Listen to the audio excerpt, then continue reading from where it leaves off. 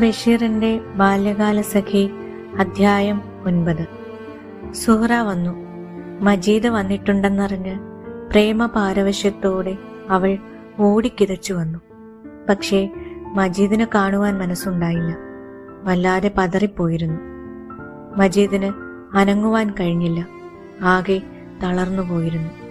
എവിടെ എന്നുള്ള സുഹ്റയുടെ ചോദ്യവും തോട്ടത്തിൽ നിന്നുള്ള ഉമ്മായുടെ മറുപടിയും മജീദ് കേട്ടു.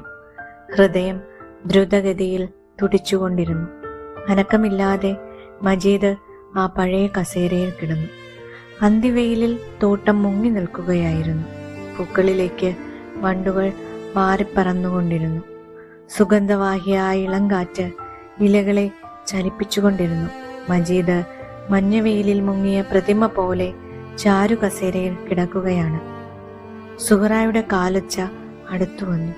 ഓ, പുതിയ തോട്ടം! സുഹ്റയുടെ ദുഃഖകരമായ ശബ്ദം പിന്നിൽ. മജീദിന്റെ ഹൃദയം വേദനിച്ചു. വെറും വേദനയല്ല, ഉറഞ്ഞ ഇല്ലിമുള്ളുകൾ തറഞ്ഞൊടിഞ്ഞിരിക്കുന്നത് പോലെ ഹൃദയം വിങ്ങി വേദനിച്ചുകൊണ്ടിരുന്നു.